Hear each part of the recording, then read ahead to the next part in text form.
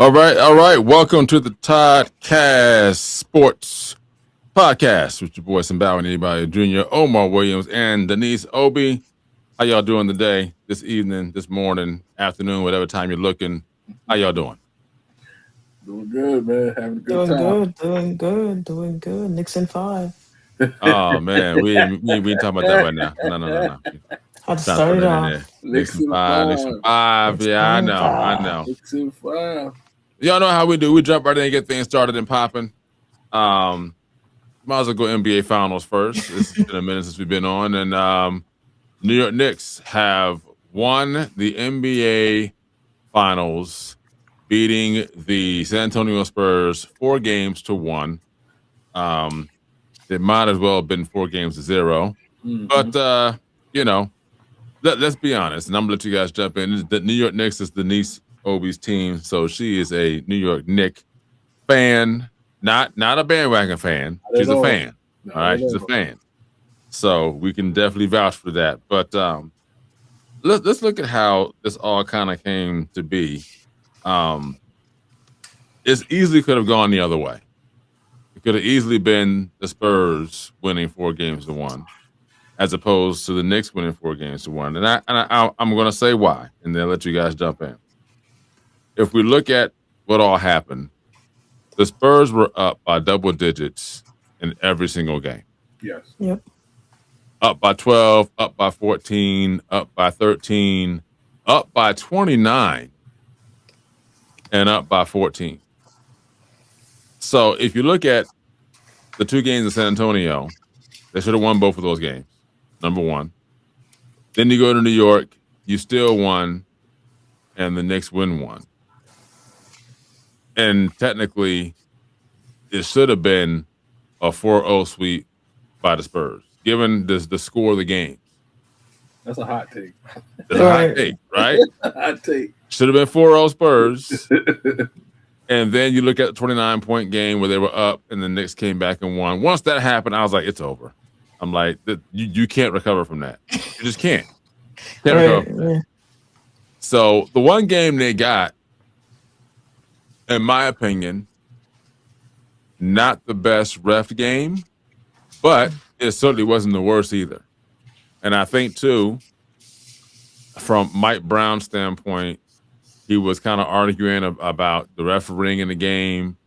And I'm like, I don't know, Mike. Y'all the ones that set the tone for this series from the rough standpoint. Now the rough comes back. The roughness of it comes back to you. And now you want to talk about it. I'm like, nah, man, I can't get with you on that. Now I get it. There were a couple calls in that game that should have been called on Wemby that should have been called. I agree with those. But outside of that, I'm like, nah, man. Y'all set the tone. I'm like, you just got punched in the mouth a little bit more today, and you just got to take it. But overall, congrats to the New York Knicks. You toughed it out. You did it. Enough said. We'll let O go first, and then we'll let Denise go last, since that's her team. We'll let her have the last word on the topic. So, Omar, what are your comments? What are your thoughts on the NBA Championship, NBA Finals series? Look, to be honest, for it to go for it to have finished in 5, I like the series. I think the Spurs showed their youth, being up by all those numbers, giving up the biggest deficit. They're letting the biggest comeback ever happen in the finals history. Should have never happened. I think them young guys were balling, man, and they just. I'm gonna say this: I didn't like the coach. I didn't like the way they were coached in tough. Not at all. Not at all. It was like they had it figured out, and then it's like the coaching just. If I don't know, but I don't play I never played basketball in my life, but I watched enough to know when guys go on an 8-point, 10-point run, you have to call it. You have to stop the momentum. Like you just have to stop it. And they just kept letting them play. And it was one point in that the big game where the deficit at, where they came back from like 30. Yeah. They chucked up like 10, 23s with 14 seconds left on the shot clock. And they were up. It's like all you had to do was run out the clock. You could have ran out the clock. Then again, I don't want to harp on that one game, but I think that was the nail in the coffin, so to speak. It was like they just couldn't get back from that, even though the next game they were up again, like TK said. But their youth showed kudos to, like I said, got to give it up to the Knicks.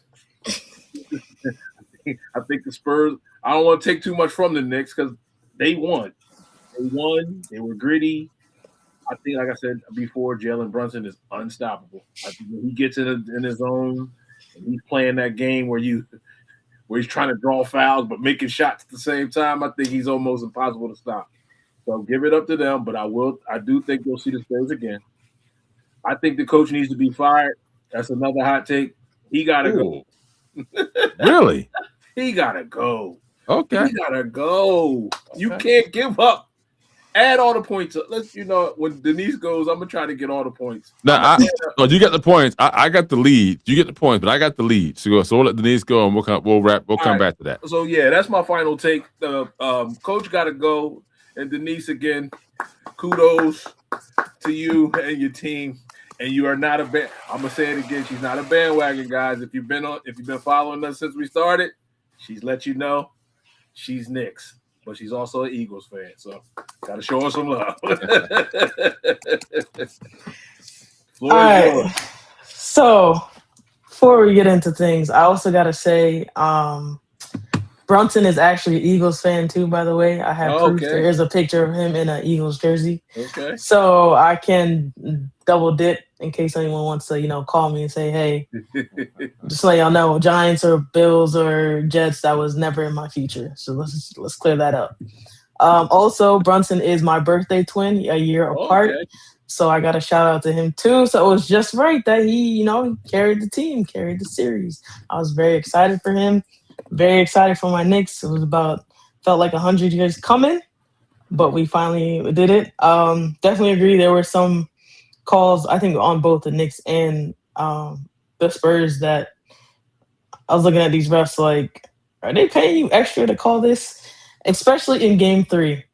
Game 3, there was one point in the game where Wemby knocked Brunson down, and that was a clear foul. And literally, we're sitting here watching the ref make a call, and he just says, oh no, basically, oh no, it's not a foul. And everyone's just like, so you didn't see this 7'9" player just push him down like that? So that's where my speculations about the NBA being rigged still stands, and that's the story for another day. So we're just gonna say that. OG Anunoby, that game-winning touch when Brunson missed that 3, and he just went up for the follow-up shot. I think that was Chef's kiss.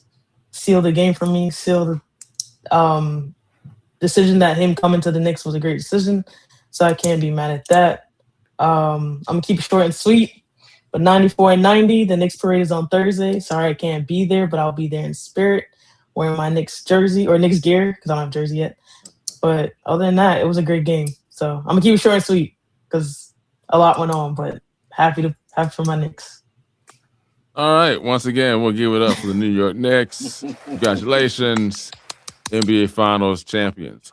So let's go back to a couple of things that Omar said, because he said a lot in his little take there. So before we do that, so Game 1 up by 14, Game 2 up by 12, Game 3 up by 12, Game 4 up by 29, Game 5 up by 16. So Game 3 is a game that that the Spurs won. They're up by 12. Game 4 up by 29. So if you look at all these games, the Spurs should have won 4 games to none. I'm just saying, the data is there. You're right. It's there. You're right. And for 3 quarters, they dominated. The fourth quarter is when things fell apart. So, number one, going back to the coach situation, I don't believe the coach should be fired. I do believe that, number one, he had a young team. Number two, he is a new coach outside of Greg Popovich. So he's got some big shoes to fill. So I think this is another learning stepping stone for him. Again, the San Antonio Spurs aren't about firing people early in their careers. Unless you have an epic collapse where the team is 12 and 69.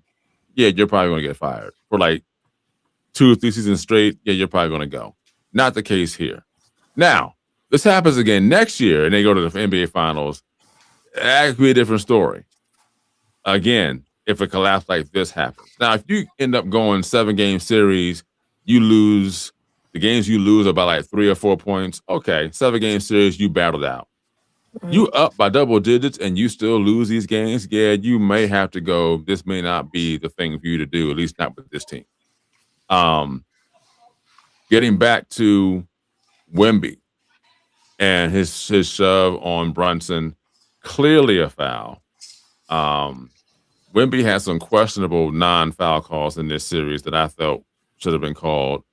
I felt like some of that stuff even Jordan wouldn't have got away with. Wow. To be honest. I mean, just clearly, blatantly shoving someone to the ground who's like a whole 1.5 feet smaller than you. That just seems pretty obvious to me. But that is what it is.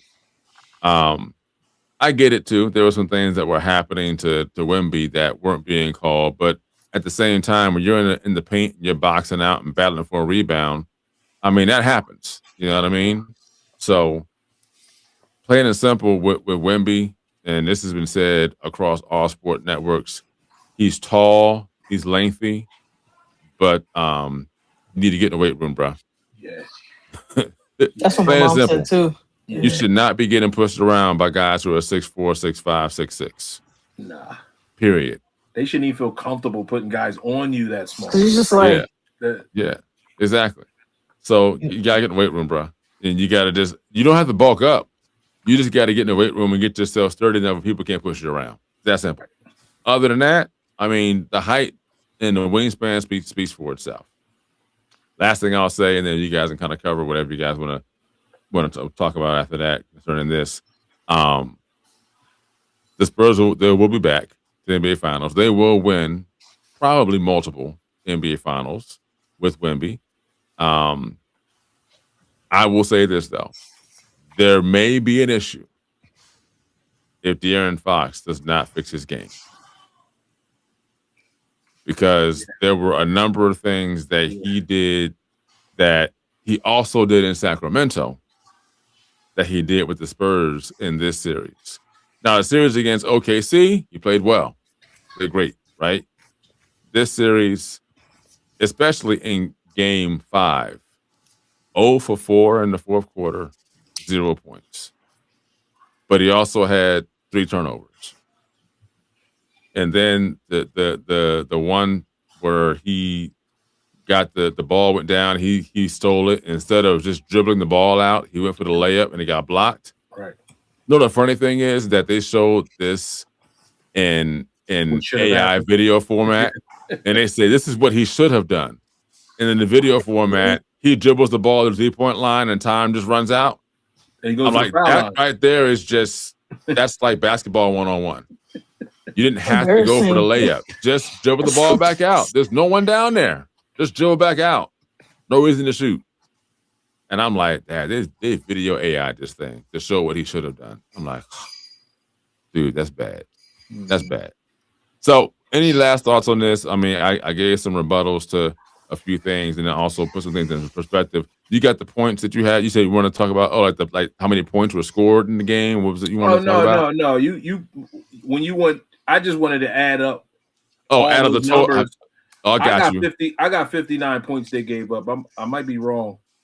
But so in total, you're saying that the points that they were up by equals, well, that's actually more. So 29, what you got? 16, 12, 12, and 14.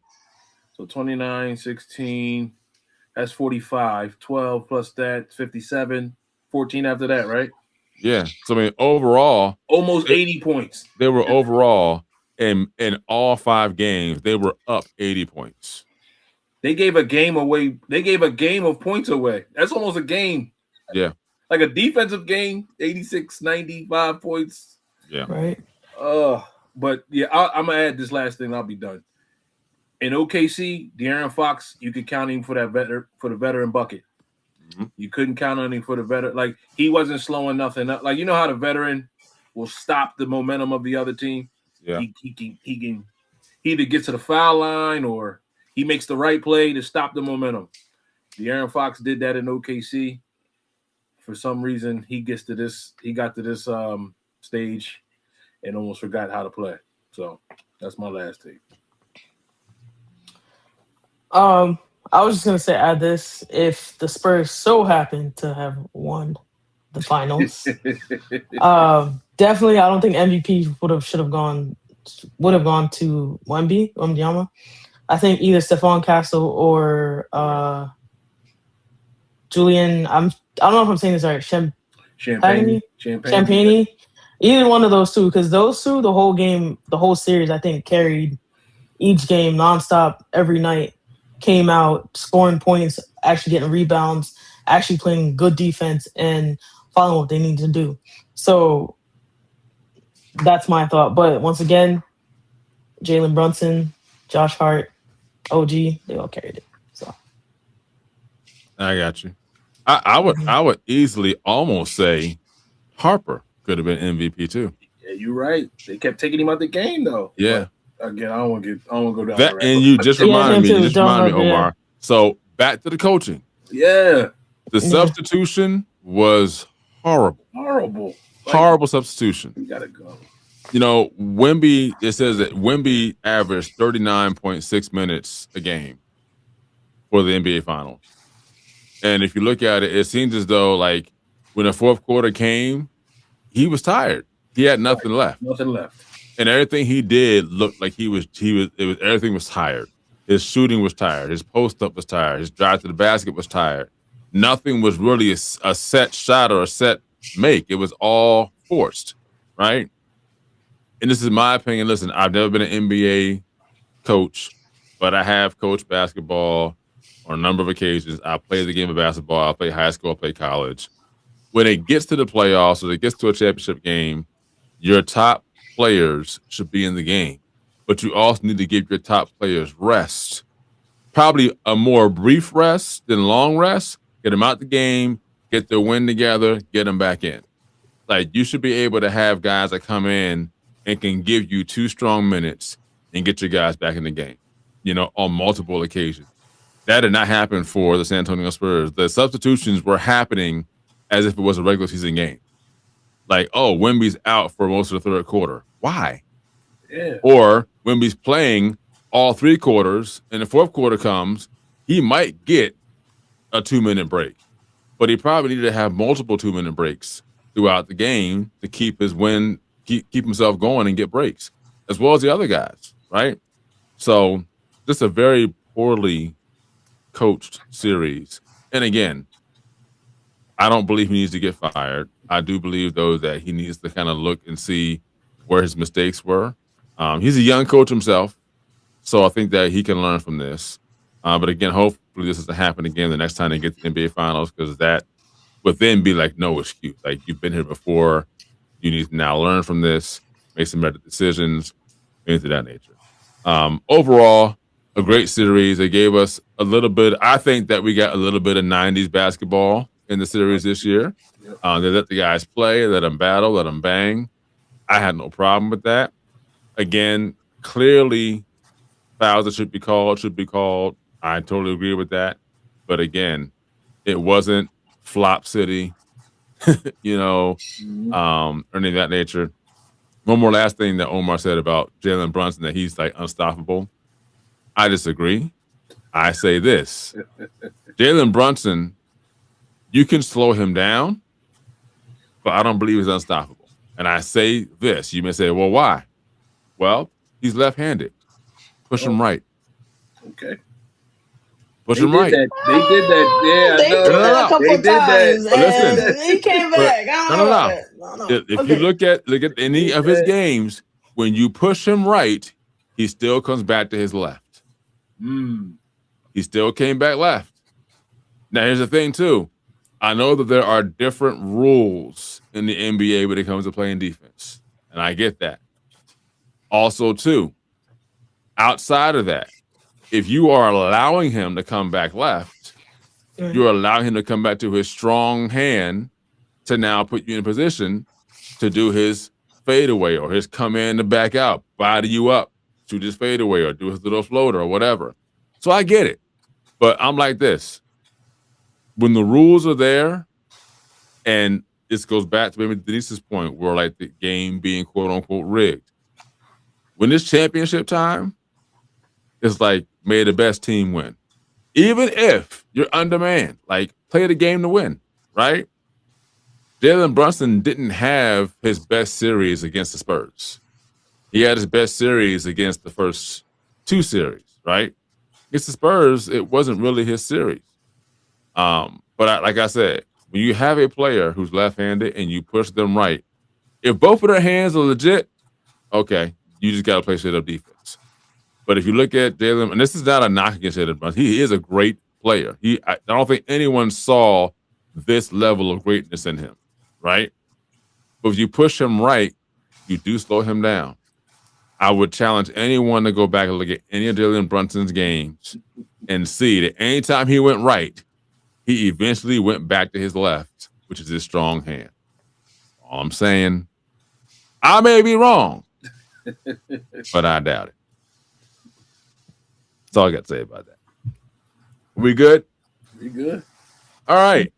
World Cup is up and lit, and there's a lot going on. So, Denise Obi, this is more your topic than ours, but I do know World Cup is big and popping, and there's a lot going on. So, anything you want to drop knowledge on, let us know. I've watched a few games, seen a few games happening, and but Denise, this is kind of more your topic. So, drop some knowledge. All right. So World Cup started June 11th. We've had a lot of good and bad things going on behind the scenes, especially with the World Cup going on so far. A lot of games that are ending in 1-1 games. So it's tie games moving into the next phase of the series, but it is what it is. One big disappointment for me was Brazil. Obviously, that was a tie game against Morocco. And, of course, our star players, like Neymar, wasn't playing. But also our coach decided to take out our other star player halfway through the match. So it's like one of those Knicks games or the final games where they take out their star players and it makes no sense. And so ended up with a 1-1 tie when I think they could have actually played better and beat Morocco. But that's a story of another day. Germany is actually killing it right now. They are leading the series with 7 goals at the moment. I think they believe they just played yesterday, so they're actually doing their thing right now. Debut. Hold on, Denise. Correct me if I'm wrong. Didn't Germany score 7 goals in their last game? Yeah. Yeah. Okay. Yeah. All right. I will make sure I got my numbers. That's what I saw. Who did they play?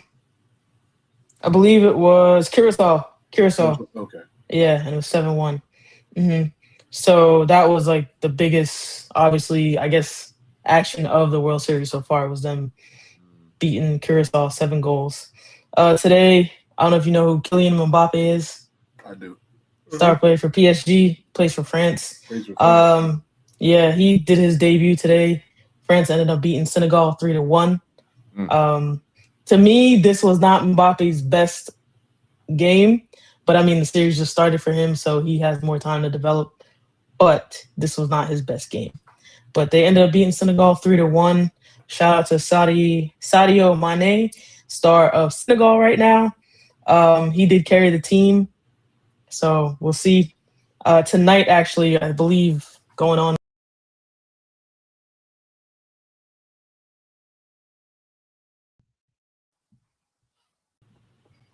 So tonight, actually, I believe game's about to start. Argentina debuts against Algeria. So who is the star of Argentina?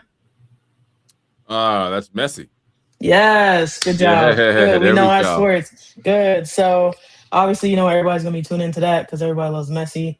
Kind of seeing if Argentina will carry the crown because they did win the World Cup 4 years ago. So we'll see how that goes. Fun fact, Ivory Coast, they beat Ecuador on Sunday 1-0. And fun fact about that, Ivory Coast is actually staying in Wilmington, Delaware at the Hotel DuPont. So Yes. that's a fun fact that you didn't know. Yes. So they are actually, for a small country, they are playing very well. And tomorrow, big debut for the big man himself, Ronaldo. And why did my mind just went blank on his team? Not Morocco, but Ronaldo? Yes, he's playing for. Oh gosh, I had a blank too. My mind just blanked. It's not Spain, is it? Not Spain. Hold on. I got sorry. Thank you. My mind just had a blank there. Yes. Hold on. But they play. Why he's doing that? Can we go back to Messi real quick? Mm-hmm. Sure. I was seeing here that they're talking about how if Messi wins his second World Cup, does that place him among the greats, right? Mm-hmm. So what do you think if Messi wins another World Cup? Does that place him in a category amongst the greats, or does that just solidify his legacy? Does that matter? Like, what are your thoughts on that? I think it solidifies his legacy. I don't know about among the greats, because I think, the World Cup is the World Cup. It's kind of like you're playing with other players from. Maybe you played with some of them. Maybe they played for other countries, because some of the players are representing the country that they pick. Mm-hmm. But I think it solidifies his legacy, and he may go down as one of the greats. But Ronaldo has a little better style of play for me, so but I don't want to start any arguments with that. But yeah, so we'll see as Argentina goes on. So he's on Portugal. But Portugal, thank you. Yes, I was going to say that, but I was like, I think I'm wrong to say that. So. He did play for another team 4 years ago, but now he's playing for Portugal, and so he debuts tomorrow against DR Congo at 1. So we'll see how. And the Congo, I've seen them at practices, so I think they're gonna give Ronaldo some heat. So they're not going out without a fight. I've heard that DR Congo is they're legit. Yeah, so that's some of those players. That's all they do: live, breathe, and eat football. So we'll see how that goes. I think other than that, one more, Norway. If you know the player Erling Haaland, it was his debut today. So Norway ended up beating Iraq 4-1. So that was a great debut for him and his team. So we'll see how he's gonna carry the legacy as being one of the youngest players right now that's on the face of European football. Other than that, let's keep playing some good soccer, guys. Nice. Good question. Who is the Asian guy that plays for? Is it China? Oh man, he plays for the LA team in MLS. I can't remember his name right now, but I know he plays for either China or Japan. One of the Asian probably Japan. One of the Asian teams. I can't remember his name right now, but he's like 30. He's in his 30s. He's like the captain of the team. I just happened to see an interview with him the other day before their match against. It wasn't. I think it was Czechia or whatever. Like it was one of those other teams, but I think they beat them. I believe. Kubo? Is it Son Heung-min? Yes, Son Heung-min. Okay. Son Heung-min, yeah. Okay. Yeah. Gotcha. I mean, he looks like he's got a huge Asian following, and he chose LA on purpose because there's a huge Asian population in LA. Right. So he's like the big time soccer player for all of the Asian, country and all that stuff. Countries, right? Yeah. Okay. So. I watch a little something. I'm not. There's more to it. There's more. There's more to it. I mean, I'm not as up in it as Denise is, but I know a little something. All right. Just know a little something. That's all you need to know. Yeah. All right, cool beans. So we're gonna do miscellaneous early this time. We got a few things miscellaneous wise we're gonna talk about. Number one, let's actually go with the Ocho Cinco Break Dancing League, and we're gonna let Omar take this one because I have not seen this, and I have no idea what this is. So I'm gonna let Omar give us the 411 on this one. All right. Well, let me get it. Okay. So basically, I was watching the Ocho because we want to cover everything. Yeah. Like I was watching before the breakdancing even came on, I was watching the slippery stairs with my son. And then breakdancing came on, and I'm like, what in the world is this? So, make a long story short, the breakdancing is called the Elite Breaking League, EBL. It started after the Olympics. What was it? What was the last Olympics? 2020? Summer or winter? 2022. The Summer Olympics. I think that would be 22, I believe. No, when was the last? No, last Olympics was recently. Oh, you mean the Winter Olympics? No, last Summer Olympics. Last Summer Olympics? Okay, yeah. I'll tell you. I got you. 2024. 24, okay. Yeah, 24. Just happened. Wow.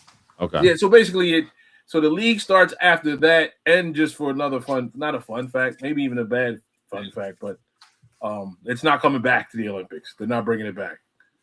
So I was looking at the thing, and I'm looking at the guys like, how do you? It was great because I like breaking, and if you're from the 80s, there was a movie called Breaking with an all-famous breaker named Turbo and Ozone.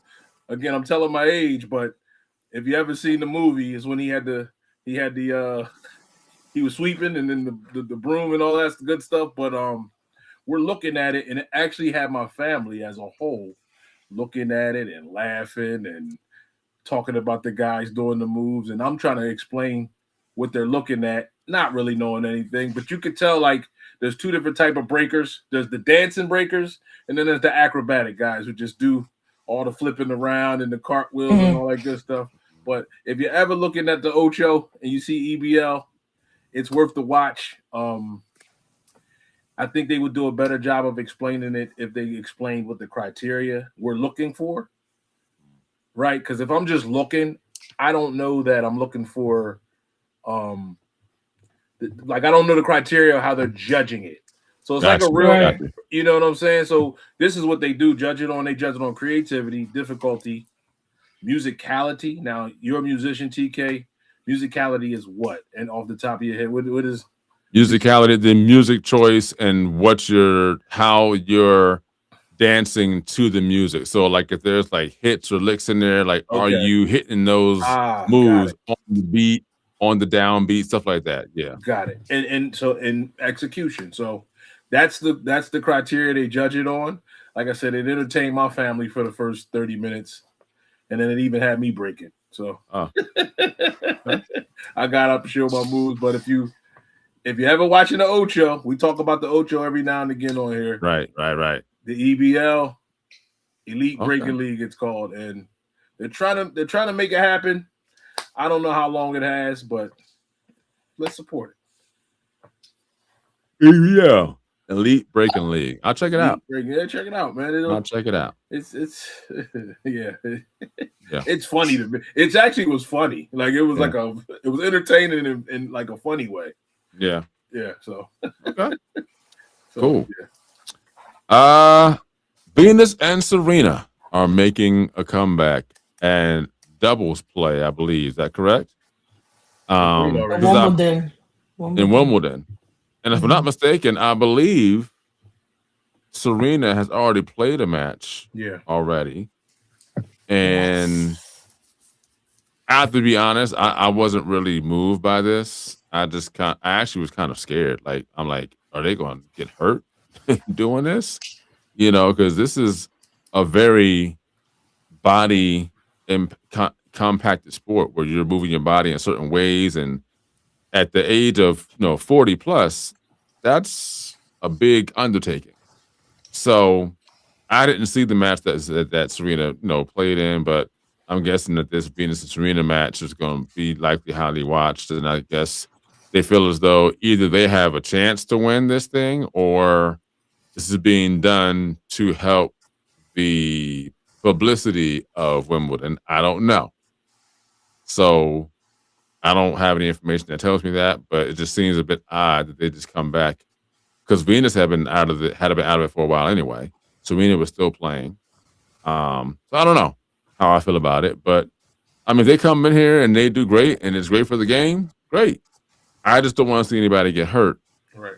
Because number one, your age and the fact that you've been out for a minute, and then on top of that too, thinking about the longevity of the rest of your life you have to live, should you get hurt. Now, I'm not saying this is going to happen, but let's be honest, like tennis is very um, aggressive on the body, especially a lot of, the stopping, the sliding, the running, the hitting, the all of a sudden burst of speed to get to the ball, things of that nature. So I don't know. What are you guys' thoughts on Venus and Serena coming back and playing in Wimbledon after a retirement by both and then a return? So here's my thing. I think part of the reason they debuted is probably because Wimbledon doesn't really have as many top players as they used to. I mean, Naomi Osaka, she's there. She's a great player. Not going to counter for her efforts and for her game. But she's not bringing the crowd as what Venus and Serena did back when they first started, even until now. So it's kind of like you kind of have to go back to your roots of what you know and who's going to bring seats. And that's what I think it essentially was, is who's going to bring fans to the seats, who's going to bring money, who's going to bring revenue. So why not bring two of our top players that every generation knows, Venus and Serena Williams, and let's do this, play this Wimbledon, and make sure it counts. So actually, Serena, she debuted on the 9th of June, this past a week ago, at the Queen's Club Champions in London. And she actually beat Victoria Mbako, I believe. 7-6 victory. So that kind of solidified that Serena's back. So I think that was part one of their welcome me back to the game ritual. And then now, obviously, Wimbledon, which starts June 29th. And that runs, I think, about to the middle of July. So I think it was planned, but I'm not saying that it was a bad plan. But I just think that Wimbledon, they kind of know, okay, we don't really have many players bringing in seats, money, everything that they need. So we have to go back to the roots and call up Venus, call up Serena, call up whoever. So we'll see how it goes. I'm excited. Anything you got, Omar? Yeah, no, I'm excited too. I just hope that it's I hope it works out for them. A lot of times you can go too long, right? Like you bowed out gracefully, and then you come back, and then you start looking human again. And I hope she don't look human again. So I hope she actually gives it another shot. I'm not sure how many Grand Slams she has. And those two together, like nobody talks about it, but like they're some of the like great. They're one of the greatest like tandems of all time in doubles, but nobody talks about that. They'll just talk about their Grand Slams that they won. But like I said, if she's coming back, I'm all for it. She lost her weight. She's back in shape, so we'll see what happens, man. I'm rooting for her. No, this kind of reminds me of.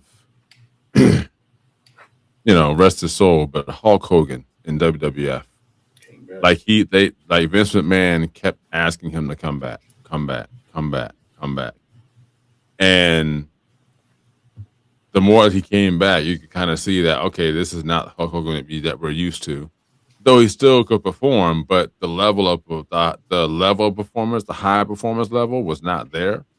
And then you just saw what the toll took on his body once he actually got done and got older. Like, and I actually watched this documentary on Netflix. So if you want to watch a documentary, that's good.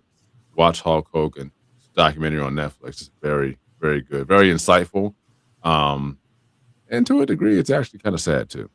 But so I'm hoping that Venus and Serena don't have any Hulk Hogan moments in this return, because here's my thing too. You have a big industry in tennis that you want to put fans in seats and eyes on TV.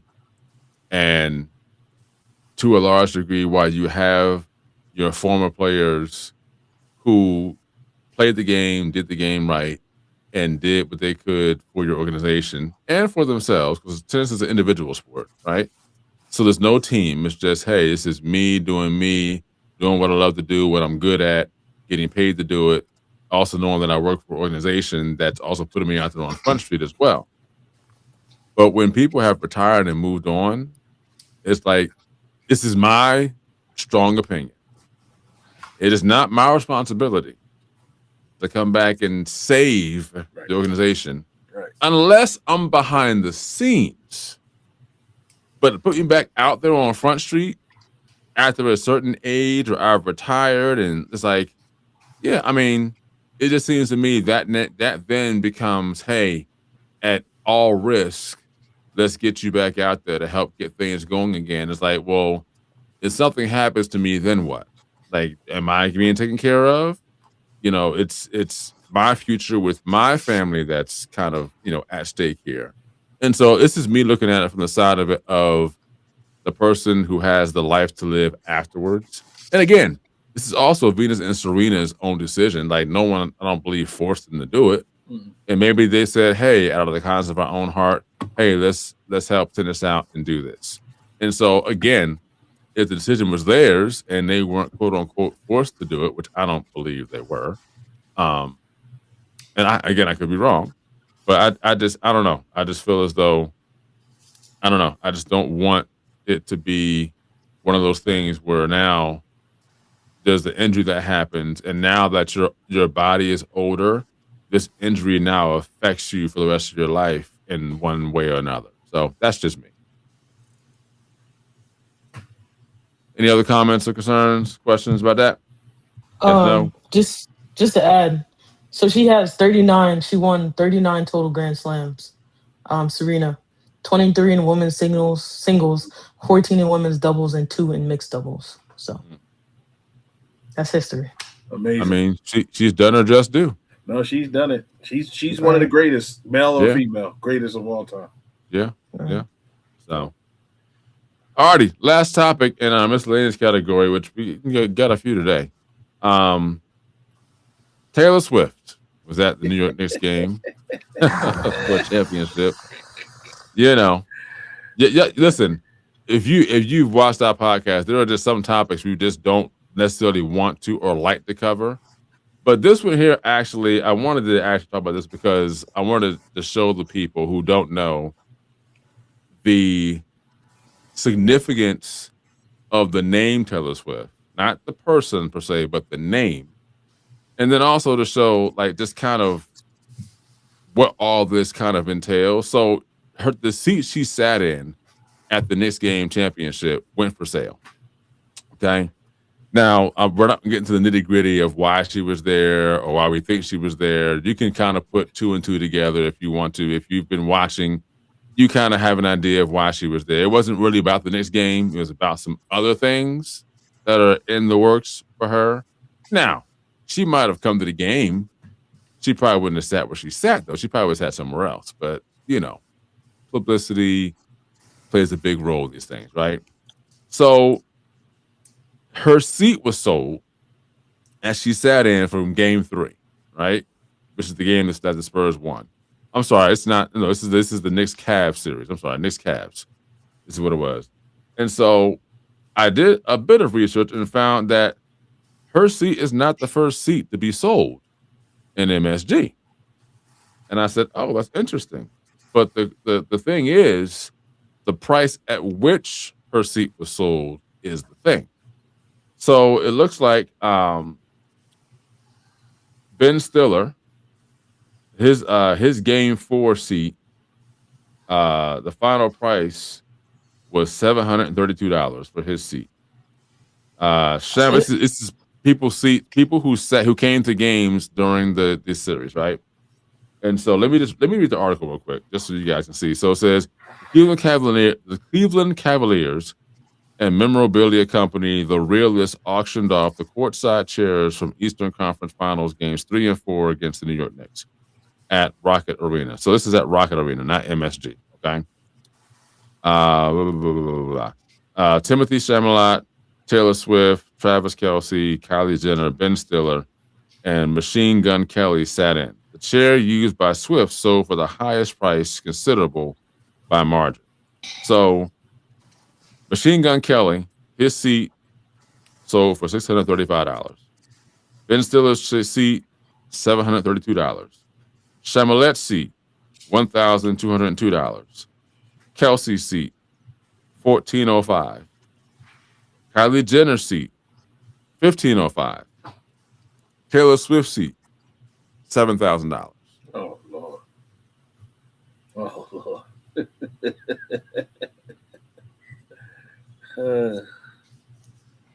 The chairs were each certified as genuine throw, the realist, witness-based, and tamper-proof truest authentication systems. The auction pages for the chairs used by Swift and Kelsey did not identify them by name, as they did for every other celebrity, instead identifying Swift as, quote, one of the biggest music artists in the world and a 14-time Grammy Award winner, and Kelsey as a, quote, Kansas City Super Bowl champion and Cleveland Heights native. So, any thoughts on that? I just was very interesting to see that Taylor Swift's seat sold for more than everyone else's combined. Just saying. Well, I'll add on. I'm gonna go to the positive spin. First of all, there must be a lot of money out here. The people are just throwing at the seats, I guess, right? And you know what? Like I said, positive spin. Knicks win it all this year in 50 years, 50-something years, right? Since 1973. 73. Right. So these seats can actually potentially become worth way more later down the road. And Taylor Swift, apparently, they got her deemed as the biggest star of all time, I guess. So if the biggest, it's like Michael. I don't want to take this conversation, turn it to the left, but who's a bigger star, Taylor Swift or Michael Jackson? Michael Jackson. Hands down, right? Hands down. So Mike was at this. So what would a Mike seat sell for? You thinking? Oh, 2.5 million. 2.5 million. Woo! 2.5 million. Something high. Something high. Okay. All right. Like I said, And let's put that in perspective. Okay. Michael Jackson, since his death, has made $3.5 million. Or billion, is it? Billion. Yeah. He probably 3.5 a year just in He's been gone how many years? Since 2008. Enough said.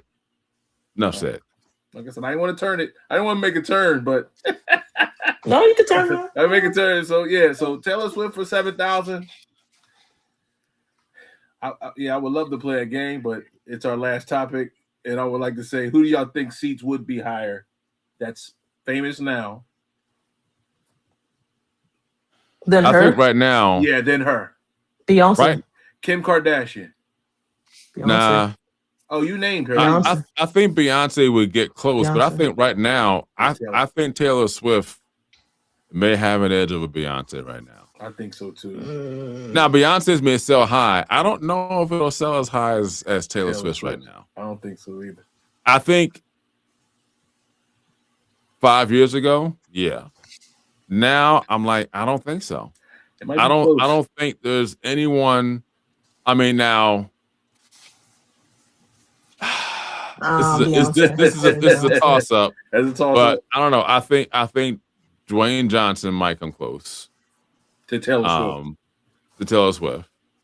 I can't think of anyone else who would come closer than that. I can't think of them either. Like, who's the most? Because I think right now she's kind of over the past 5 years with the Kansas City Chiefs and her music and what she's done. I think she's kind of become or surpassed or become like the star person of all stars. Right. Now again, Dwayne Johnson, her. I'm trying to think of someone else who could probably rival. Maybe Snoop Dogg. No. Or Rihanna. I think Rihanna. That's a great. Remember ASAP Rocky? Yeah. It's tough, man. I mean, you got to tip your hat off to her. I mean, as much as you may not necessarily care for her, I mean, you can't argue it. You know what I mean? And her PR people are doing great. Now, Snoop might actually, because Snoop is like everywhere now. He's everywhere. Olympics, every sports network. He's on talk shows. Right. All across the world. With Martha Stewart. He's reinventing himself. So, I mean, he may come close. Mm-hmm. But I think outside of those three, I can't see anyone else's seats going for that amount of money. Right now. Right. But if you were to throw Michael Jackson in there, million, nobody could touch it. hands down. Nobody could touch it. I'm sorry. Doesn't matter. And that's hands. And you know what? And the thing is, there's always something that happens or occurs to put him back in the number one seat. Like right now, it's the movie, right? Yeah, That would have been perfect. His music sold like crazy after the movie. The man has been gone since 08. Yeah. So if that's correct, 08, right?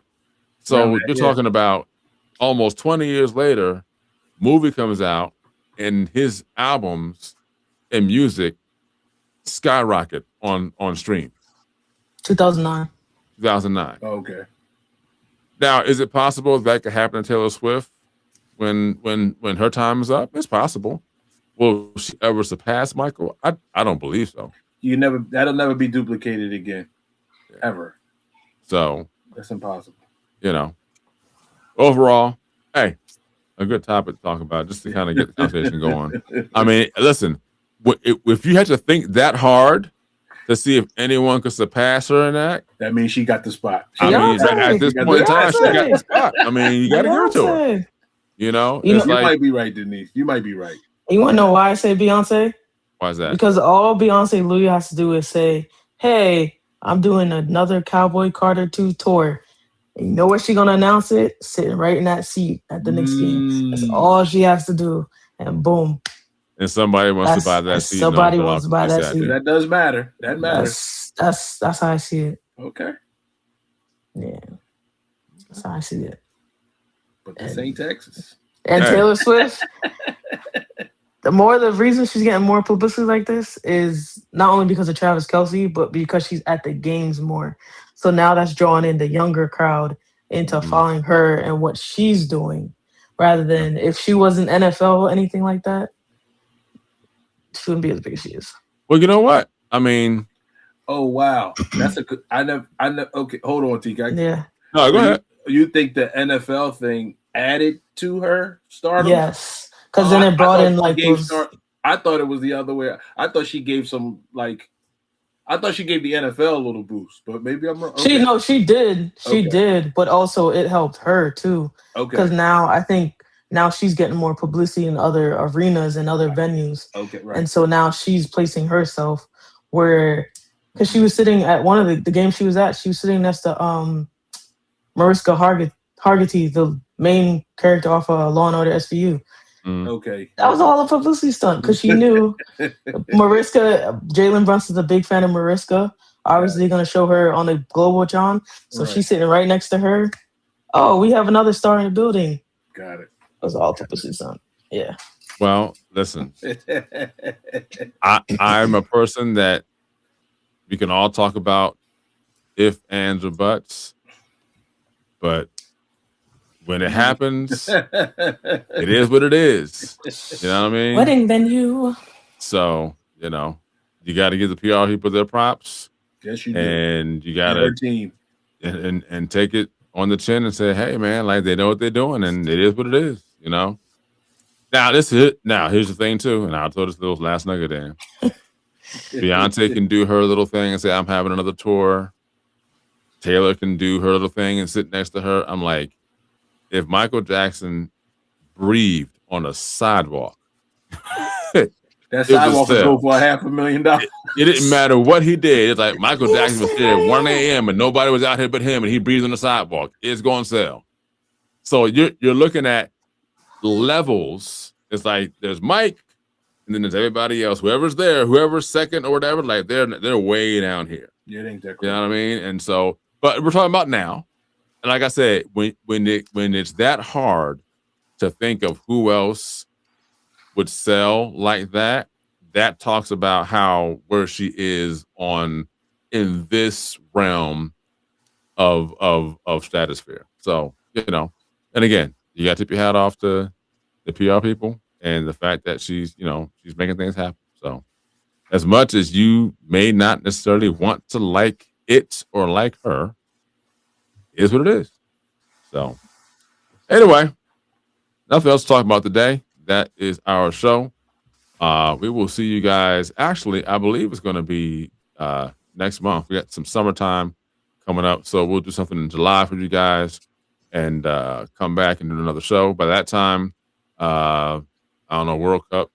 When's the World Cup actually end? You know? July 11th, I believe. Hold on Okay. 1 second. So we'll come back sometime probably after World Cup is over. And by that time, we'll have a winner, and we'll have some other things on the docket. NFL news will probably be popping by 19th. then. July 19th? Yep. All right, we'll come back before then. So it's all good. But NFL news will be popping by then. May even talk a little more tennis. So who knows what happens with Venus and Serena in Wimbledon? And who knows what other weird and wacky sports we come up with talking about from the Ocho and whatever other channels are out there. The Ocho's got a lot of them out there. Like this kind of like they promote some of everything. And some of the stuff they have on there, I'm like, how did this get on TV? I have no idea.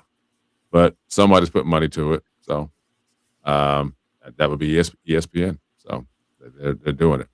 Anyway, that's our show. Thanks for showing up, everybody. We appreciate you. Have a great rest of the week. We will see you guys in July. Until then, have a great, great evening, day, week, month. And we'll see you later. Peace.